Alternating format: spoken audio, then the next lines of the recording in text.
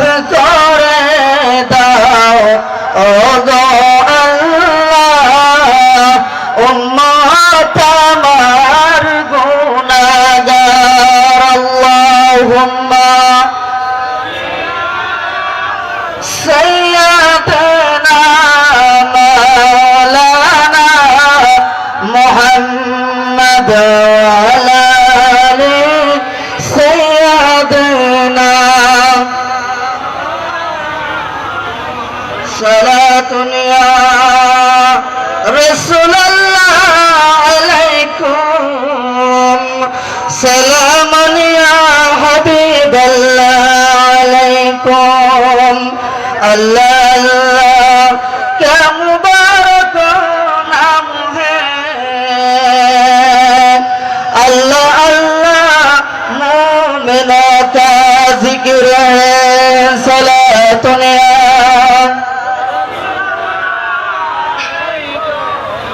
सलामन या ला इलाहा इल्लल्लाह जुर जुर لا إله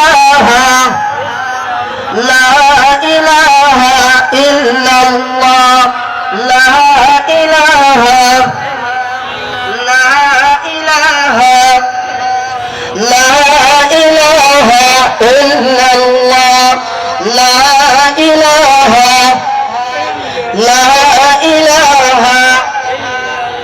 لا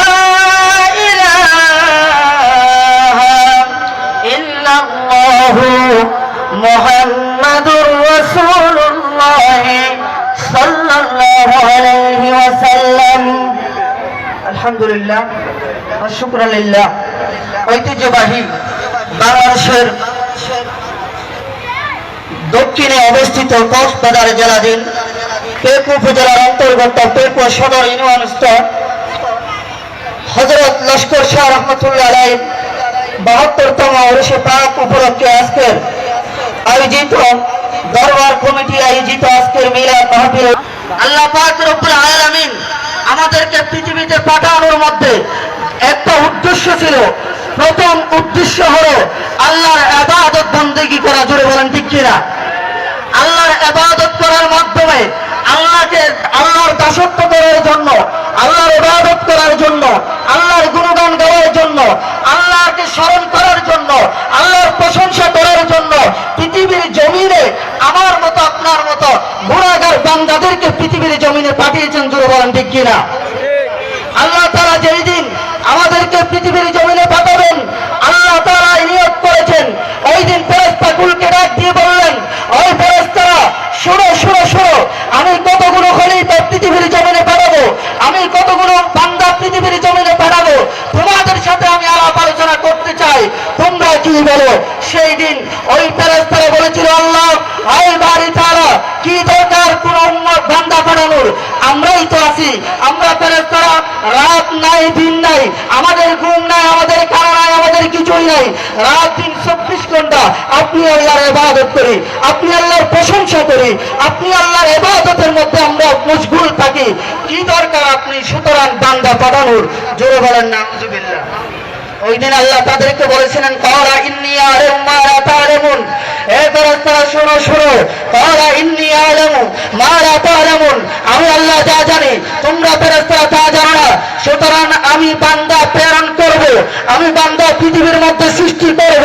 যখন এই রকম দিনের মধ্যে লস্কর শাহ উরুসের পাকের মধ্যে, লস্কর শাহ উরুসের মাঠের মধ্যে যখন বসে বসে আমরা মিলাদ শরীফের মধ্যে বসে তখন আমার আল্লাহকে স্মরণ করি, আমার নবীর গুণগান গাই, আউলিয়া ইকরামদের গুণগান গাই, তখন আল্লাহ ফেরেশতাদেরকে ডাক দিয়ে বলে, ও ফেরেশতারা তোমরা ওই দিন পড়েছিলি, মানা করেছিলি আমি যেন বান্দা সৃষ্টি না করি, আমি যেন খলিফা সৃষ্টি না করি। দেখ একটা করে জমিনে দেখে হয়, লস্কর শাহর জমিনে দেখে হয় আমার কতগুলো গুনাহগার বান্দা বসে বসে আমি আল্লাহর ইবাদত করে, বসে বসে আমার নবীর গুণগান গাই, বসে বসে আমার আউলিয়া ইকরামদের গুণগান গাই। দেখ দেখ আজ যদি আমি আমার বান্দাদেরকে পৃথিবীর মধ্যে না পাঠাইতাম তাহলে আজকে আমার বান্দারা দুর্যোগের পানি বানানোর সুযোগ পাইত না। আমি আল্লাহর কাছে গুনাহ মাফ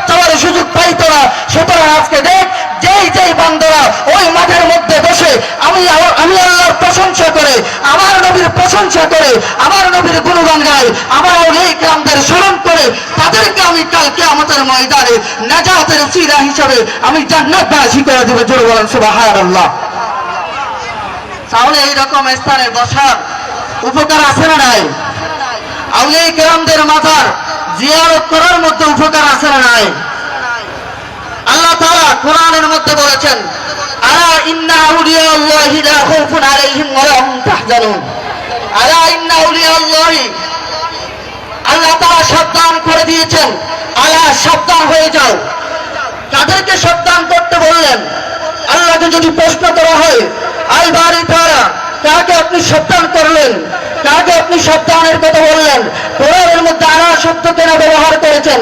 আলা শব্দ ব্যবহার করার একটাই কারণ, আল্লাহকে যদি প্রশ্ন করা হয় আল্লাহ জবাব দিবে, যেই ব্যক্তিরা, যেই বান্দারা আমার আউলিয়ার বিরুদ্ধে যাবে, আমার আউলিয়া কেরামদের বিরুদ্ধে আচরণ করবে, আমার আউলিয়া কেরামদের মাজার ভাঙার জন্য প্রস্তুতি নেবে, যেই বান্দারা আমার আউলিয়া কেরামদের মাজার পাকে হামলা করার জন্য ইরাদা করবে, তাদেরকে আমি সাবধান করে দিলাম। আলা বলে জুড়ে বলেন সুবহানাল্লাহ।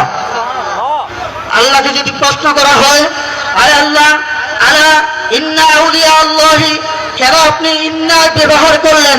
নিশ্চয় নিশ্চয়, আল্লাহ বলতেছেন নিশ্চয় নিশ্চয়, ইন্না নিশ্চয়, আউলিয়া আল্লাহি, যারা আমার জমিনের মধ্যে আমার গুণগান করতে করতে, আমার প্রশংসা করতে করতে এমন মকামের মধ্যে উঠে গেলেন, এমন মকামের মধ্যে পৌঁছে গেলেন, এমন বক্তব্যের মধ্যে পৌঁছে গেলেন, এমন ভাবে আমাকে রাজি করলেন, তারা পৃথিবীর জমিনে এমন ভাবে সমাদৃত হয়ে গেলেন, এমন ভাবে প্রসারিত হয়ে গেলেন, এমন ভাবে প্রসার হয়ে গেল, তাদের মাজার জিয়ারত করার জন্য হাজার হাজার লাখ লাখ বান্দারা ছুটে আসে, তাদের ভক্তবৃন্দরা ছুটে আসে। শুধুমাত্র তাদেরকে দেখে নয়, তাদের এমন গুণগান ছিল, তাদের কতগুলো এমন গুণগান ছিল, তারা আমি আল্লাহকে চিনত, তারা আমার নবীকে চিনত, যার কারণে তাদেরকে আমি তাদের পিছনে হাজার হাজার ভক্তবৃন্দকে লাগিয়ে দিয়েছি। দূরে বলেন ঠিক কিনা? আল্লাহ বলতেছেন ইন্না আউলিয়া আল্লাহি, ওই আউলিয়া কেরামদের কোনো চিন্তা নাই, কোনো পেরেশানি নাই। কোথায় পেরেশানি নাই? যদি প্রশ্ন করে আল্লাহকে, আল্লাহ আপনি বললেন পেরেশানি নাই, কোনো চিন্তা নাই, কোনো পেরেশানি নাই, কোনো দুঃখ নাই, কোন জায়গার জন্য তাদের দুঃখ নাই? যদি প্রশ্ন করা হয় আল্লাহ তাআলা জবাব দিবেন, প্রশ্ন আল্লাহ তাআলা জবাব দিবেন, তাদের চিন্তা নাই কোথায়? দুনিয়ার জমিনে থাকা অবস্থায় তাদের কোনো চিন্তা নাই, কোনো পেরেশানি নাই, কোনো চিন্তা ছিল না, কোনো দুঃখ থাকবে না। পৃথিবীর জমিনে থাকা অবস্থায় তারা সুন্দরভাবে পৃথিবীর মধ্যে বসবাস করবেন, তাদের ভক্তবিন্দু হাজার হাজার তৈরি হবে। সুতরাং কবরে যাওয়ার পরেও, তাদের মৃত্যু হওয়ার পরেও ওই কবরের জগতেও তাদের জন্য কোনো চিন্তা নাই। জোরে বলেন সুবহানাল্লাহ। তাহলে তাদের চিন্তা কবরেও নাই, তাদের চিন্তা পৃথিবীর জমিনেও নাই। কেন নাই? তারা কি আমাদের মতো নামাজ না পড়ে হলে হয়েছেন? নামাজ করে বলেন, আমাদের মতো নামাজ না পড়ে বসেছিলেন? নামাজ না পড়ে বসেছিলেন না, আল্লাহকে রাজি করেছেন, নামাজ পড়েছেন, আল্লাহ ইবাদত করেছেন। কি রকম নামাজ পড়েছেন? আল্লাহর বলিরা এমন ভাবে আল্লাহকে রাজি করেছেন। 5 ওয়াক্ত নামাজ নয়, শুধু 5 ওয়াক্ত নামাজের বাইরে যে নফল নামাজ রয়েছে, নফল রোজা রয়েছে, এমন কোনো কিছু তাদের জীবন থেকে এক বিন্দু পরিমাণ বিচ্যুত হতে পারে নাই। কেন? তাদের অন্তরে ছিল আল্লাহর ভয়, ইত্তাকুল্লাহ। তারা আল্লাহর ভয়কে অন্তরে রেখে আল্লাহর 5 ওয়াক্ত নামাজ আদায় করেছেন, ফরজ নামাজ আদায় করেছেন, নফল নামাজ আদায় করেছেন, সুন্নত নামাজ আদায় করেছেন, ফরজ রোজা আদায় করেছেন, নফল রোজা আদায় করেছেন, সুন্নতি যে রোজা আদায় করেছেন, যেইগুলো আল্লাহর বিধিবিধান যেইগুলো রয়েছে, শরীয়তের বিধিবিধান যেইগুলো রয়েছে, সম্পূর্ণ শরীয়তের বিধিবিধান তারা অন্তরে ধারণ করে আল্লাহর বিধিবিধান মান্য করার পর, আল্লাহকে রাজি করার পর তারা আউলিয়া কেরাম হয়েছেন। জোরে বলেন ঠিক কিনা? আমরাও যদি তাদেরকে অনুসরণ করি, আমরা যদি আউলিয়া কেরামদেরকে অনুসরণ করি, তাহলে 5 ওয়াক্ত নামাজ পড়তে হবে কিনা? আওয়াজ করে বলেন, 5 ওয়াক্ত নামাজ পড়তে হবে কিনা? কারণ আউলিয়া কেরামরা শিক্ষা দিয়েছেন, তোমরা নামাজ পড়ো, তোমরা 5 ওয়াক্ত নামাজ পড়ো, আগে নামাজ পড়ো, তারপর আমার কাছে এসে সবক নাও। জোরে বলেন ঠিক কিনা? যারা এখানে বায়াত হয়েছেন, অনেক আছেন এখানে যারা বায়াত হয়েছেন, যারা শায়েখের কাছে, যারা পীরের কাছে গিয়ে বায়াত হয়েছেন, কোন পীর কি কোনোদিন সবক দিয়েছেন নামাজ না পড়ার জন্য? কোনোদিন পুরো পীর নামাজ না পড়ার সবক দেয় না। সুতরাং আমার যেই ভাইয়েরা প্রোপাগান্ডা ছড়ায়, যেই ভাইয়েরা আমার যেই ভাইয়েরা বলে ওরা নামাজ পড়ে না, ওদের পীরের নামাজের সবক দেয় না, তাদেরকে অনুরোধ করবো, তাদেরকে আমি করে অনুরোধ করবো, ভাইয়া আমার সাথে আসেন, আমাদের ভাইদের সাথে আসেন, দরবারে রেসপন্ডারে যান, দরবারে রেসকোষ রহমতুল্লাহ দরবারে আসেন, শাহিন শাহ শ্রীগুড়ের দরবারে আসেন, আপনি শাহজাহানের মাজারে যান, শাহ গরিবুল্লাহ শাহর মাজারে যান, যেখানে যাবেন না কেন আপনাকে সর্বপ্রথম বলবে আপনি 5 ওয়াক্ত নামাজ আদায় করেন। জোরে বলেন ঠিক কিনা? সর্বপ্রথম সবক হবে আপনি 5 ওয়াক্ত নামাজ পড়েন, হক হারার মতো চলেন, আপনি হারাম খেতে পারবেন না, আপনাকে হক হারার মতো চলতে হবে, তাহলে আপনাকে সবক দেওয়া যাবে। 5 ওয়াক্ত নামাজ আদায় করতে হবে, তাহলে তুমি তরিকতের ভাই হতে পারবা, তরিকতের সবক নিতে পারবা। তা এরপরে তোমার ঘরের মধ্যে যেই জান্নাত রয়েছে, হুমা জান্নাতুকা হুমা দারুকা, তোমার ঘরের মধ্যে যেই দুইজন ব্যক্তি, তোমার মা এবং বাবা, জান্নাত এবং জাহান্নাম, তুমি যদি চাও জান্নাত তৈরি করতে, তুমি যদি চাও জান্নাতকে তৈরি করার জন্য তোমার মা বাবার সেবা করো। প্রত্যেকটা পীর সাহেব সবক দেওয়ার সময় প্রত্যেকটা পীর সাহেবের স্পষ্ট কথা, নামাজ পড়বা, হক হারার মতো চলবা, তোমার ঘরে মা বাবার সেবা করবা। জোরে বলেন ঠিক কিনা? তাহলে যেই ভাইয়েরা রাস্তাঘাটে, দোকানে কিংবা যে কোনো জায়গায় বসে বসে, বিভিন্ন মাহফিলের মধ্যে বসে বসে তরিকতের ভাইদের বিরুদ্ধে, এবং যারা বিভিন্ন মাজার ইকরাম নিয়ে, আউলিয়া ইকরামদেরকে নিয়ে প্রশংসা করে, তাদের বিরুদ্ধে তোহমত দেয় কোনটা? তারা নামাজ পড়তে বলে না, কোন হুজুরেরা নামাজ পড়তে বলে না, তারা কোনোদিন হক হালাল চলার জন্য বলে না, এটাই হলো মিথ্যা। সেজন্য আমি ভাইদেরকে অনুরোধ করবো, আপনারা দূরে থাকলে হয়তো আমার কথা জানবেন না, আমার কাছে আসেন, বুকের সাথে বুক লাগান, আমার ভাইয়ের সাথে এক টেবিলে বসেন, এক কাপ চা খেয়ে যান, আমার কাছে আসেন, তাহলে বুঝতে পারবেন আমরা শরীয়তের বিরোধী কোনো কাজকে আমরা প্রশ্রয় দিই না, শিরকি কোনো কাজকে আমরা প্রশ্রয় দিই না, বেদাতি কোনো কাজকে আমরা প্রশ্রয় দিই না। শরীয়তের পাবন যদি না হয়, শরীয়তের সম্পূর্ণ কাজ যদি না হয়, সেই দরবার, সেই মাজার, সেই পীর সাহেবকে বাংলার জমিনের কোন আলেম, কোন মুসলমান জনতা অংশগ্রহণ করতে পারে না, কোন মুসলমান তাকে সাপোর্ট করতে পারে না। জোরে বলেন ঠিক কিনা? তাই তাদেরকে অনুরোধ করবো, দূরে থেকে আমাদের বিরুদ্ধে তোহমত দিবেন না, কাছে আসবেন, ভাইয়ের সাথে যখন বসবেন, ভাইয়ের মনের কথাগুলো যখন শুনবেন, তখন আপনার মনের যেই দুর্বলতা, আছে, মনের ভিতরে যেই সন্দেহ আছে, সেই সন্দেহ দূরীভূত হয়ে যাবে। সেই সন্দেহ দূর হয়ে ভাই এক কাতারে বসে, এক জায়গায় বসে, মুসলমান সবাই ঐক্যবদ্ধ হয়ে, সকল আলেম এক প্ল্যাটফর্মে এসে, এই সময়ের মধ্যে অনেক গুরুত্বপূর্ণ হলো সকল মুসলমান ঐক্যবদ্ধ হয়ে। জোরে বলেন ঠিক কিনা? কারণ বিশ্বের মধ্যে প্রত্যেকটা রাষ্ট্রের মধ্যে মুসলমান নির্যাতিত, নিপীড়িত। কেন? শুধুমাত্র আমরা মুসলমানদের কারণে। কেন?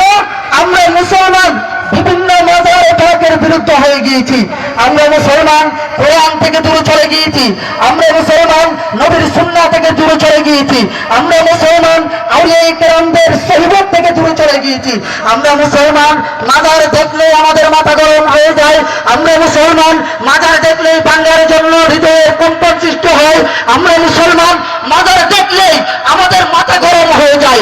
মাজার কেন থাকবে বাংলার জমিনে? মাজার কেন থাকবে? আরে ভাই, তোমার মনের মধ্যে একটা প্রশ্ন থাকতে পারে, কিন্তু তুমি যাই বলছো আজকে বাংলার জমিনে কেন মাজার থাকবে? তুমি যে টুপি দিয়েছো, এই টুপি তুমি কোথায় পেয়েছো? আজকে তুমি দাড়ি রেখেছো, দাড়ি কোথায় পেয়েছো? আজকে তুমি মুসলমান নাম দিয়েছো, মুসলমান কোত্থেকে হয়েছে? আজকে তুমি নামের আগে মোহাম্মদ ধরো, মোহাম্মদ কে শিখিয়েছে? আজকে তুমি মুসলমান দাবি করো, সেই মুসলমান দাবি করার মতো সুযোগ তোমাকে কে করে দিয়েছে? যদি আমরা ইতিহাস দেখি, পিছনে যদি চলে যাই, আমরা যদি 703 সালের মধ্যে চলে যাই, তৎকালীন যুগে 703 সালে যখন ভারতবর্ষ অখণ্ডিত ছিল, বাংলাদেশ তখন স্বাধীন হয় নাই, যখন ব্রিটিশরা আমাদেরকে যখন আমাদেরকে শাসন করেছিল 703 সালে বাংলার জমিনে 360 জন আউলিয়া ইকরাম নিয়ে এই বাংলার জমিনে সিলেটের জমিনে এসেছিল শাহজালাল ইয়ামানি রাদিয়াল্লাহু তাআলা জুড়ে বলেন ঠিক কিনা? শাহজালাল রাদিয়াল্লাহু তাআলা এই বাংলার জমিনে ঢোকার সময় 360 জন আউলিয়াকে নিয়ে একসাথে যখন বাংলার জমিনে আসলেন সুরমা নদীর মধ্যে যখন আসলেন তখন ওই সিলেটের কুখ্যাত শাসক যখন সুরমা নদীর মধ্যে যতগুলো সম্পদ ছিল, যতগুলো নৌকা ছিল, যতগুলো বুট ছিল সবগুলোকে বলে দিলেন আজকে দিনের মধ্যে এই সুরমা নদীর মধ্যে কোনো বুট থাকতে পারবে না, কোনো সম্পদ থাকতে পারবে না, কোনো নৌকা থাকতে পারবে না। কেন থাকতে পারবে না? এই সুরমা নদীর ওই তীরের মধ্যে শাহজালাল ইয়ামানি শাহজালাল রাদিয়াল্লাহু তাআলা এসেছে আমাদের জমিনের মধ্যে, এই বাংলার জমিনের মধ্যে, সিলেটের জমিনের মধ্যে ইসলাম প্রচার করার জন্য। সুতরাং উনি যদি সুরমা নদী পার হতে পারে তাহলে আমাদের বাপ দাদার ধর্ম ধ্বংস হয়ে যাবে, আমার বাপ দাদার ধর্মকে নিঃশেষ করে দেবে, আমার বাপ দাদার ধর্ম পৃথিবী থেকে সব শেষ করে দেবে। সেই জন্য তোমরা সুরমা নদীর মধ্যে যতগুলো নৌকা আছে, যতগুলো বুট আছে সবগুলো তুলে ফেলো, যেন হযরত শাহজালাল তার সাথে সঙ্গে নিয়ে এই পারের মধ্যে আসতে না পারে। জুড়ে বলেন না আউযুবিল্লাহ। ওই দিন গৌর গোবিন্দের এই কথা শুনে ওই সিলেটের সুরমা নদীর মধ্যে যতগুলো নৌকা ছিল, যতগুলো বুট ছিল, যতগুলো সম্পদ ছিল সব কিছু বন্ধ ছিল। কিন্তু শাহজালাল রাদিয়াল্লাহু তাআলা নাসিরউদ্দিন সিপাহসালারকে ডাকলেন, ও নাসিরউদ্দিন সিপাহসালার, আসো আমার সামনে আসো, একটা জায়নামাজ নাও। নাসিরউদ্দিন সিপাহসালারকে বললেন এই জায়নামাজটা সুরমা নদীর পানির মধ্যে বিছিয়ে দাও। নাসিরউদ্দিন সিপাহসালার পানির মধ্যে যখন জায়নামাজ বিছিয়ে দিলেন, হযরত শাহজালাল বললেন একে 360 জন যারা আমার সঙ্গী সাথী ছিল এই একটা জায়নামাজের মধ্যে উঠে দাও। জায়নামাজ বিসমিল্লাহ বলে আল্লাহর নাম দিয়ে জায়নামাজকে বললেন তুমি চলে যাও। জায়নামাজ নৌকার ন্যায় হয়ে, নৌকার মতো হয়ে, একেবারে স্রোতের ন্যায় হয়ে ওই সুরমা নদীর ওই পার থেকে এই পারে শাহজালাল সহ 360 জন আউলিয়াকে একটা জায়নামাজ করে পার করে দিয়েছিলেন। জোরে বলেন সুবহানাল্লাহ, আল্লাহু আকবার, ইয়া রাসূলুল্লাহ, ইয়া রাসূলুল্লাহ। সম্মানিত উপস্থিতি, ওই দিন 707 সালে যখন শাহজালাল ইয়ামানি ওই পার থেকে এই পারে আসার জন্য কোনো নৌকা লাগে নাই, কোনো সম্পদ লাগে নাই, তার অন্তরে ছিল আল্লাহর বিশ্বাস, তার অন্তরে ছিল আল্লাহর তাকওয়া, তার অন্তরে ছিল আল্লাহর ভয়, তার অন্তরে ছিল আমার নবীর ইশক মহব্বত, তার অন্তরে ছিল আমার নবীর পুরো শরীর আমার নবীর মহব্বতে জড়িত ছিল। সেই জন্য তার জায়নামাজ নৌকায় পরিণত হয়েছিল, তার জায়নামাজ বোড়ের ন্যায় পরিণত হয়েছিল, তার জায়নামাজ নৌকার মতো করে 360 জন আউলিয়া ইকরামগণকে সুরমা নদীর এই তীর থেকে এই তীর পর্যন্ত পৌঁছে দিয়েছে। শুধুমাত্র তার অন্তরে আমার আল্লাহর ভয় ছিল এবং আমার নবীর মহব্বত ছিল। জোরে বলেন ঠিক কিনা? সেই জন্য আল্লাহ তাআলা কোরআনের মধ্যে বলেছেন, আল্লাহ তাআলা বলেছেন তোমরা যদি কেউ আমি আল্লাহকে পেতে চাও, আতিউল্লাহ ওয়া আতিউর রাসূল, তোমরা ইতাআত করো আমার রাসূলের। তোমরা যদি আমি আল্লাহ পর্যন্ত পৌঁছাতে চাও, আমি আল্লাহকে যদি পেতে চাও, আমি আল্লাহকে যদি দেখতে চাও, আমি আল্লাহকে যদি রাজি করতে চাও, তাহলে তোমরা ইতাআত করো আতিউল্লাহ ওয়া আতিউর রাসূল। সর্বপ্রথম তোমরা ইতাআত করো আমার নবীর। আমার নবীর কাছে না গিয়ে, আমার নবীকে রাজি না করে, আমার নবীকে খুশি না করে তোমরা কোনোদিনও আমি আল্লাহ পর্যন্ত পৌঁছাতে পারবে না। জোরে বলেন ঠিক কিনা? তাহলে আমার আল্লাহ পর্যন্ত পৌঁছানোর জন্য বলেছেন নবীকে অনুসরণ করো। নবী বলতেছেন আমি নবীকে যদি পেতে চাও, আমি নবীকে যদি রাজি করতে চাও, আমি নবীকে যদি খুশি করতে চাও, তাহলে আমি পৃথিবীর আনাচে প্রত্যেকটা জায়গার মধ্যে আমি বিচরণ করে দিয়েছি। সিদ্দিকিন, শুহাদাই, ওয়া সালিহিন, ওয়া হাসুনা উলাইকা রফিকা। আমি পৃথিবীর জমিনের মধ্যে যদিও আমার নবুয়তের দরজা বন্ধ করে দিয়েছি, খাতামুন নবিয়্যিন, আল্লাহ তাআলা নবুয়তের দরজা বন্ধ করে দিয়েছেন, বেলায়েতের দরজা খুলে দিয়েছেন। জোরে বলেন ঠিক কিনা? আল্লাহ নবী বলেছেন আমার নবুয়তের দরজা বন্ধ, আজকে থেকে বেলায়েতের দরজা খুলে দিয়েছি। তোমরা চলে যাও, শহীদদের নিকট চলে